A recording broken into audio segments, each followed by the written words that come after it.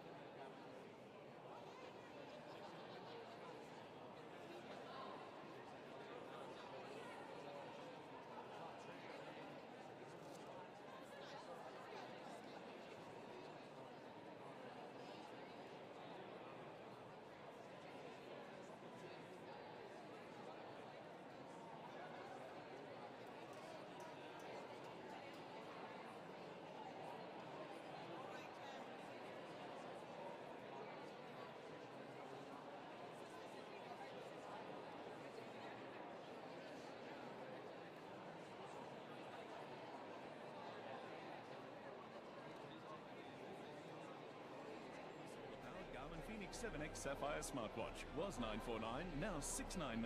And with our best price guarantee, why shop anywhere else? The Black Friday sale at Harvey Norman must end soon. Live from the Waterford Town Centre, this is WLR, your election station. Yes, welcome back to our special broadcast at the very special Town Centre studio that we have set up. We're live on Facebook, we are live on LinkedIn, we're live on WLRFM.com, and just click on the link there, it'll bring you straight to our YouTube channel. And the quality is superb. The boys here have got some excellent cameras in the Town Centre. We're waiting on the first count. We expect it maybe at around 6:30. We're going to have updates on the news now with Dimfna and others at 6 o'clock. Before I do that, part of our coverage is to combine local and national, and we're delighted to have Brian Mahon on the line, who is in Cork, I believe. Are you there, Brian? Hey Damien, how you doing? I'm great, thank you. I'm great. Good to talk to you. In terms of Cork, Brian, could we start with there, if you don't mind, please? What are we looking at? I know, and people will know, we've got Cork City and it's divided into certain constituencies. Then we've got the county. But give us a couple of main things to talk about, please. So I mean, look, we'll start kind of at the top. Micheál Martin is, by all accounts, going to lead Fianna Fáil to be the largest party since, for the first time since 2007, albeit in a fragmented political environment. So he's going to top the poll there in Cork South Central with about 23% of first preference votes. Seamus McGrath, the brother of Michael McGrath, is going to come in, as well Sinn Féin's Donncha O'Leary.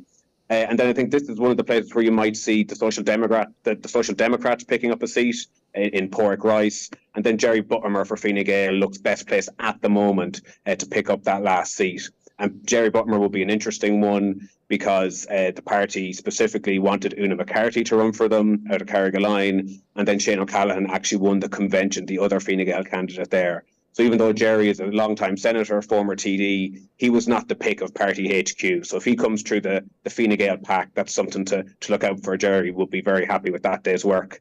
In Cork South West, at the moment, it looks like returning the same three: Michael Collins, Holly Cairns and Christopher O'Sullivan. The only thing to note there, and it's the core thing to look out for there, is Fine Gael on the tallies has about 23% first preference votes between, I think, O'Donovan and Lombard.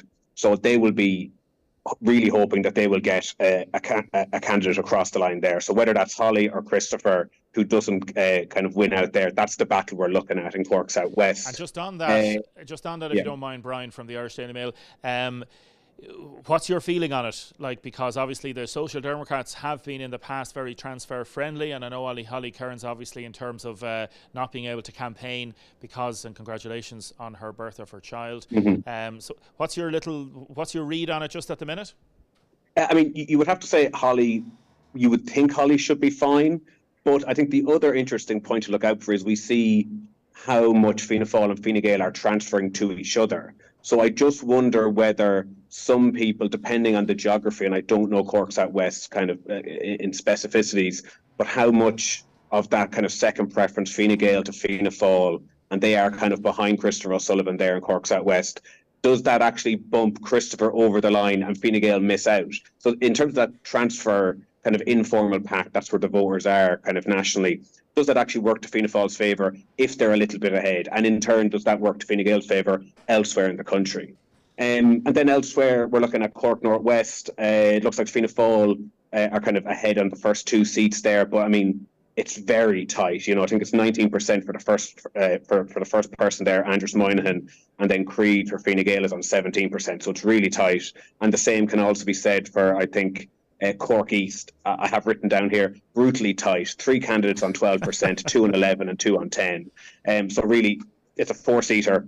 It's anyone's game in Cork East. Yes. But that looks like pure potluck and really will come down to a very small amount of transfers, I think. That's a very good descriptive term, brutally tight. I like that.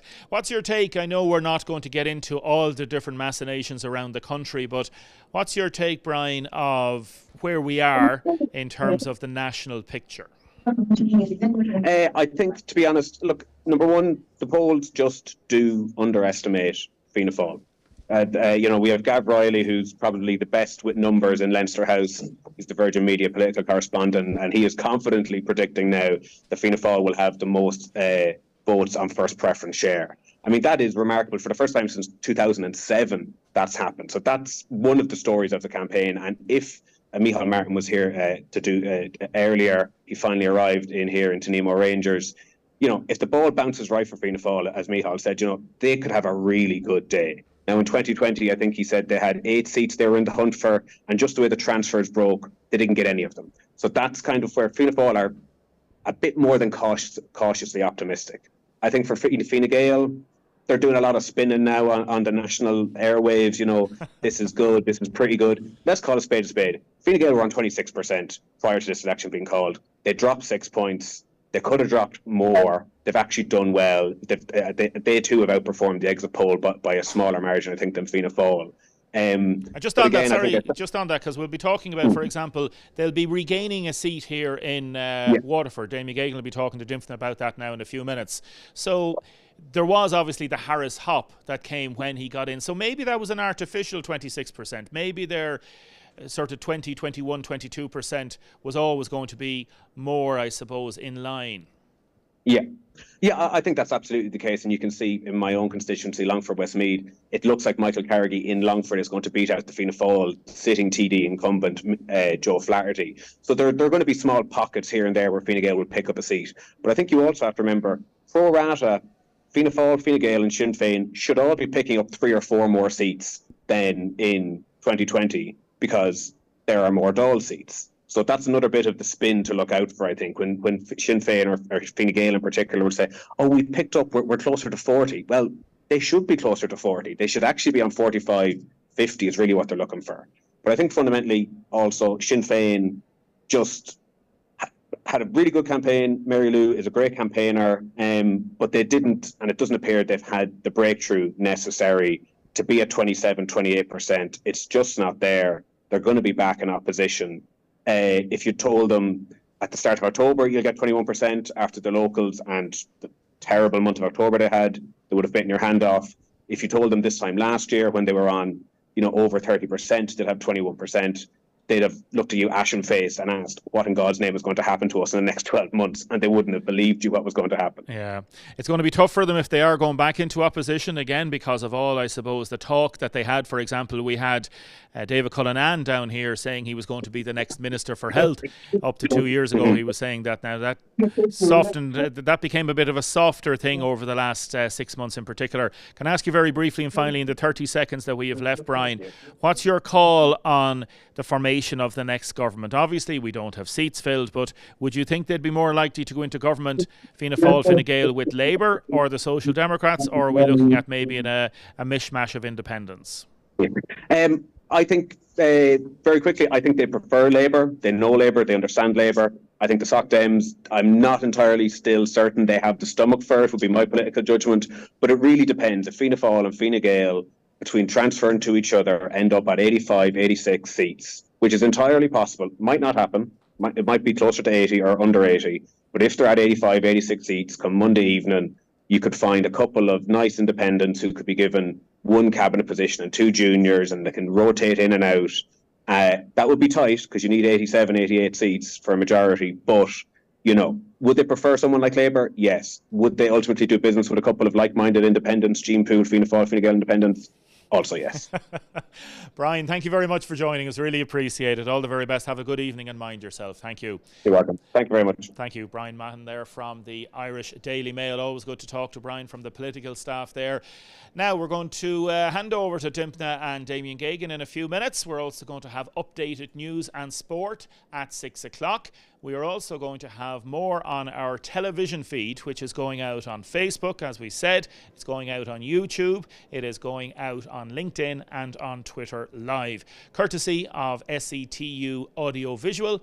And that is Keane and his staff have been working with us, but mainly Keane because he's just absolutely amazing. Who is just as amazing. The two amazing guys, Batman and Robin. I won't say which is which, as opposed to Stanley and Waldorf. They're here laughing here behind us.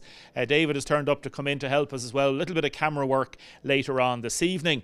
So I know there will be lots of people looking and waiting for the first count, which we expect maybe around 6:30. And we will bring you all those details on the radio, on our programmes throughout the evening, and also on our social media feeds. Thank you, Jennifer, for producing this 2-hour special. We had an hour between 11 and 12, and then 1 to 2, and now 4 to 6.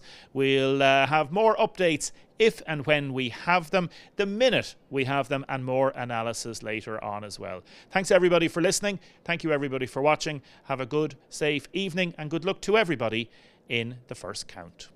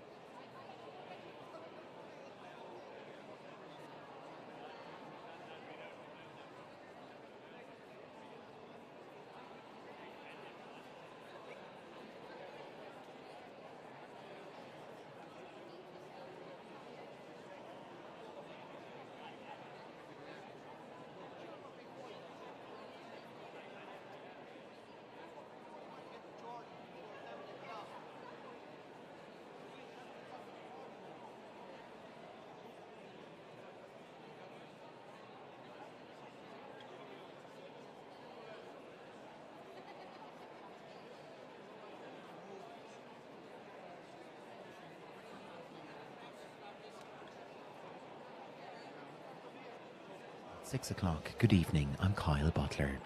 The first count at the Waterford Count Centre is currently underway, with a result still yet to be announced. The latest tally results show David Cullinane topping the poll, with John Cummins leading behind.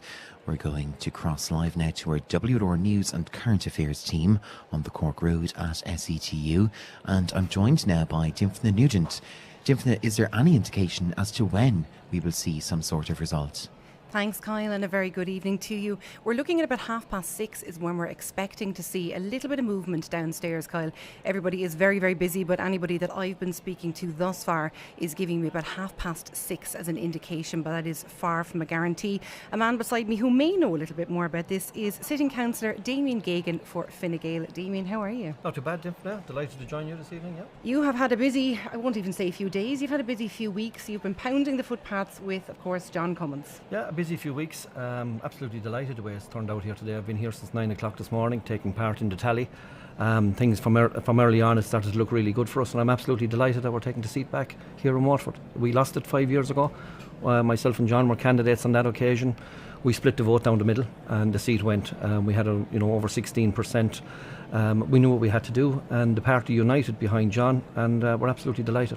And I'm glad you brought that up, actually, because I was looking at the 2016 general election, the 2020 general election. Fine Gael ran 2 candidates in the Waterford constituency on both of those elections.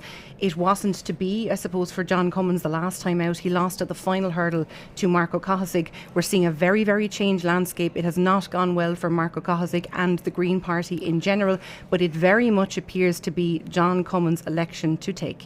Absolutely. John is in pole position now, as you say. John was the last man standing, as it were the last time.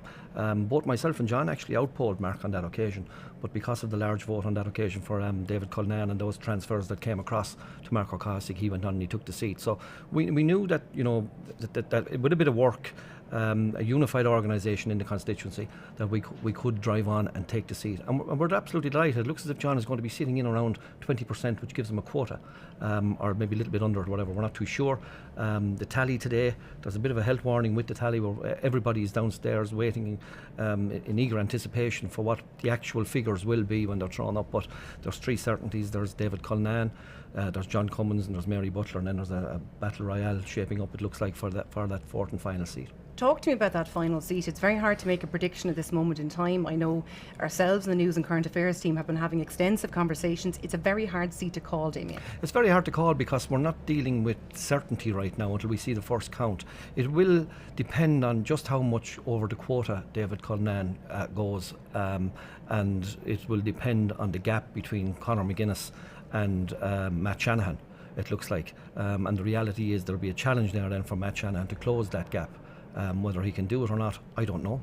It really is, and there's a lot of question marks about that, and that's the big question here at the Count Centre today. And taking a look at the national picture for a moment, it's Fianna Fáil, it's Fine Gael, it's Sinn Féin. They are all performing extremely well on those early tallies. As you say, nothing is certain, but that very early exit poll is suggesting that the 3 main parties are performing extremely well. What do you think is going to happen? Because it doesn't look like it's going to be possible for Sinn Féin to form a government on their own. So are we looking at Fianna Fáil, are we looking at Fine Gael plus perhaps Social Democrats and or Labour? Well, that's certainly what it looks like now, and that's what kind of was sold to the electorate coming into this election. If Fianna Fáil and Fine Gael could, get over 40%, you have a roadmap to forming a government. Sinn Féin sitting on 20%. There is no way forward for them. The only way forward for them would be if they were to join Fianna Fáil. That's not going to happen. The three parties are sitting on a block of votes each, in around 21%, and then you have the rest after that. So it depends really on what the smaller parties will do. It depends on how well Labour will do. It depends on what the Soc Dems will do. It depends what the Soc Dems will want to do as well. About wanting to be in government is going to be important here. You're going to have quite a number of independents scattered right across the political spectrum. Will there be enough of them come forward that will be willing to form a group as well that would be willing to enter government? So these are the big questions for the days ahead. And there's been quite let's call it a friendship, if we will, between the parties. Fianna Fáil and Fine Gael needed one another during this coalition. They very much needed one another, and there's been, I suppose, an understanding between all of you. Certainly here in Waterford, we've seen a closer cohesion between councillors. Are you surprised with the early suggestions of how this election is going to go? Because there was a lot of conversation about people wanting change from what was already in government. It doesn't seem that we got that change, dare I say, Damien? Obviously, Sinn Féin and the opposition that want to, seek to remove the government are always going to ask people to vote for change, because change means then getting the government out. But there was also a sizable amount of people out there, and we were hearing it on the door, so we're satisfied with the government. And that has come across today as well. I mean, Sinn Féin, 4 years ago, 5 years ago, they were delighted to see Fianna Fáil and Fine Gael coming together, and they thought they'd squeeze them. That hasn't happened. The reality is Fianna Fáil and Fine Gael combined have doubled the vote of Sinn Féin. Nationally, that's what it looks like to me. And that makes it impossible for Sinn Féin to form a government. Now, what that means in the next election and the next election after that, I don't know. But that's there was an awful lot of people out there were happy with the government. People in Fine Gael were happy to be working with Fianna Fáil, and vice versa. And you could see that down there today. If you were looking at voting patterns between John Cummins and Mary Butler, you could see that they would have been transferring quite well, quite strongly to one another. So. And we've no information on quota yet. I think last time round we were looking at about 10,752 or thereabout was the quota. Have we any idea yet, Damien? We're not sure whether it'll be lower than that, even though the electorate has increased over the last number of years. We're still not sure until we get the first count later on today. I mean, that tally there, someone said to me earlier on, there's a couple of thousand votes missing out of that from what we know who did vote. So there's 2,000 votes to be put into those figures that we have in front of us here. So it really will be intriguing when that first count comes in at around 6:30. And we'll jump forward just slightly before I let you go and we cross back to Kyle. You didn't put yourself forward this time, Damien. You were a noticeable name, shall we say, from the names that were listed there for this election. Will we see you appearing in the Shannon? As they say, you're live on air now. Father Ted, that's an ecumenical matter. It's something that I haven't really thought about. I don't think the party locally has thought about it either. It's something, this election, it was important that we get this out of the way and we work hard and get John Cummins into the Dáil, which is what we've achieved. The figures are showing us that. So that's a matter for another day. It's another story. Another day. Kyle, that is all for now. We'll cross back to you in the broadcast centre. Thank you very much, Dimfna. The Green Party looks like it could lose most, if not all, of the 12 seats it currently holds. Party leader Roger O'Gorman is in a fight to take the 5th of 5 seats in Dublin West, while former Deputy Leader Catherine Martin is in serious danger in Dublin Rathdown. It's a very, very disappointing day for the Green Party, and my heart goes out to everyone, all of the candidates. We ran in every single constituency, and it's a tough day. But this has happened before, and we will come back, and we will come back stronger than ever before. That I can be assured of. And finally, in other news, Vladimir Zelensky suggested he could temporarily give up some parts of Ukraine to Russia if a ceasefire is agreed and if his country can join NATO. He's been speaking to Sky News following reports the proposals come from the US President-elect Donald Trump, who's claimed he could end the conflict in 24 hours of returning to power in January. Kurt Volker is a former US envoy to Ukraine. I think he will call Putin again at some point and tell him he has to end the war. But I think what we are seeing is the players themselves are starting to maneuver for position on the expectation that there will be some kind of movement next year. And that's why we heard what we did from President Zelensky.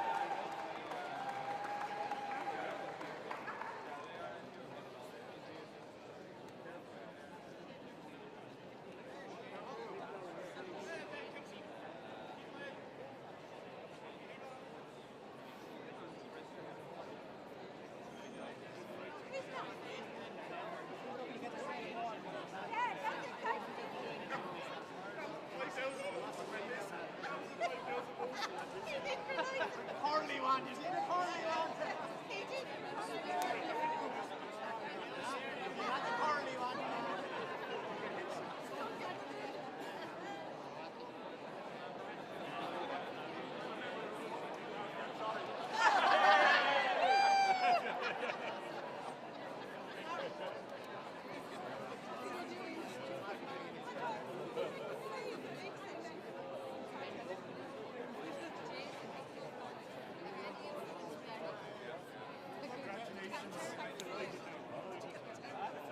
Congratulations.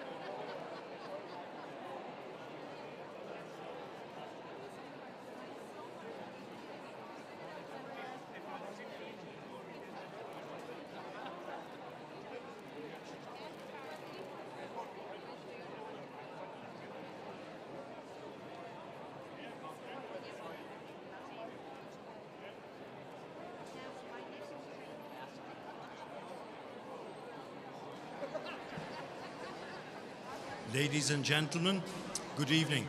The returning officer will be making a public announcement in 5 minutes.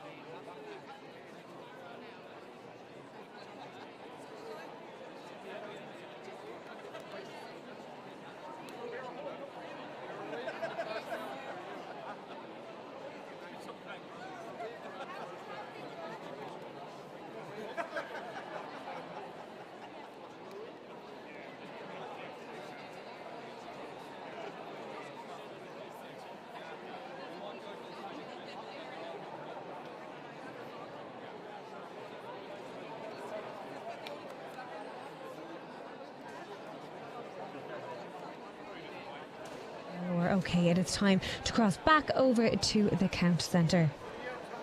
Thank you. Thank you very much. We now await the first countdown to now announcement. 97,153. 97153. Total poll 54,013. 54013. Invalid ballot papers 363. Valid poll 53,650. 53650. Number of seats 4. Quota 10,731. 10731. The following is the result of count 1. Butler Mary Fianna Fáil 9,962. 9962. Cleary Dr. Ronan Ain 2 1664. 1,664. Conway Frank non-party 715. 715. Cullinan David Sinn Féin 11,936. 11936. Cummins John Fine Gael 10,376. 10376. Curtin Patrick People Before Profit Solidarity 643. 643. Conor D. McGuinness Sinn Féin 5,791. 5791.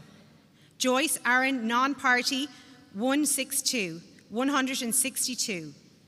Mangan Killian non-party 620. 620. Marco Cossig Green Party 1,671. 1671. Mark O'Neill non-party 5656. Sive O'Neill the Labour Party 1,500. 1500. Roach Mary Social Democrats 2,717. 2717. Shanahan Matt non-party 5,355. 5355. Walsh John D. The Irish People 482. 482. As the votes of David Cullinan exceed the quota, I deem him to be elected.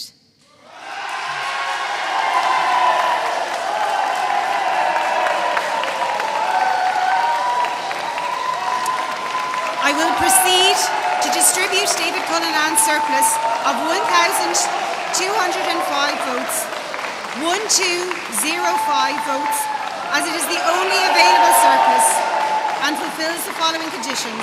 It equals or exceeds the difference between the two lowest candidates or can elect the highest continuing candidate. As you've heard David Cullinan of Sinn Féin has been elected. His quota has preceded the quota, and joined now by WLR News editor Kieran Fohol. Kieran, a momentous day for Sinn Féin in Waterford, and that is an absolutely tremendous result for the party with David Cullinan elected. Yes, Jordan. So David Cullinan has been elected Waterford's first TD. He has retained his seat. He recorded 11,936 first preference votes, exceeding the quota of 10,731.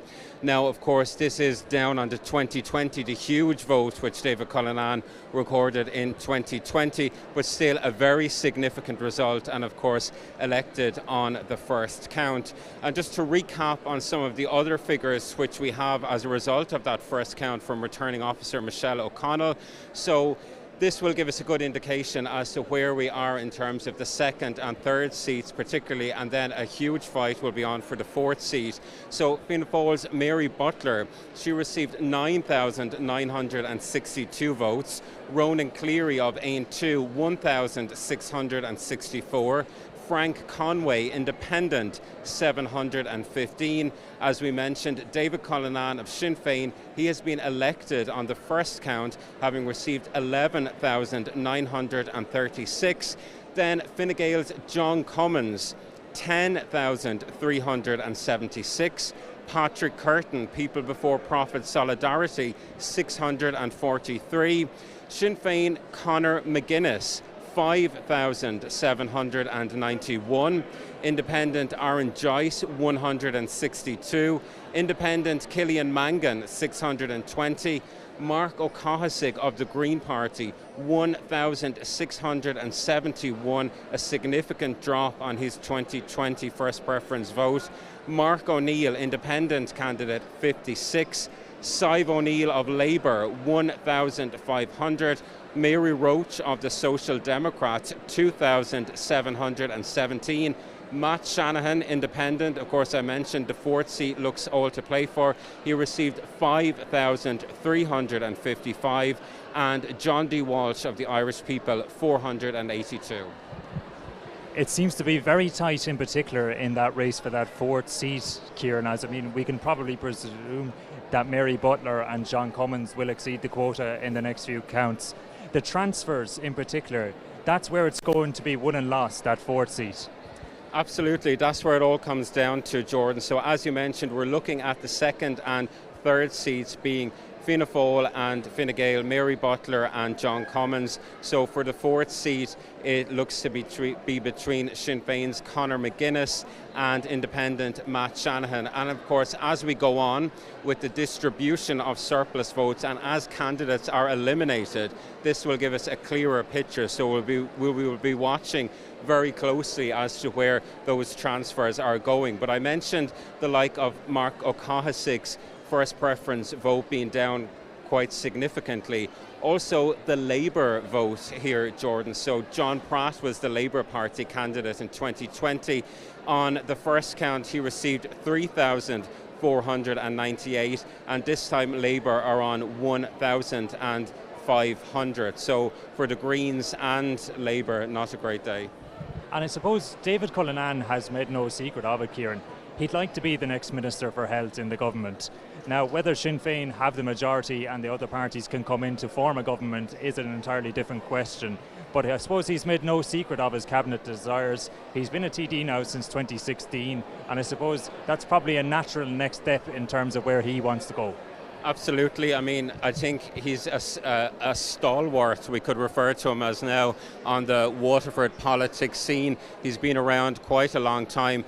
He's really made the health portfolio his own, and as you say, he's made no secret of wanting the challenge to take on what some would see as maybe a poison chalice, the Ministry of Minister for Health, but he has made no secret of wanting to tackle that. He's a very prominent Sinn Féin politician at a national level, and I think that's reflected in the vote which he has received once again in Waterford today. Absolutely, Kieran. For our on-air listeners, we are going to cross back to studio, but we are going to continue here on our online platforms.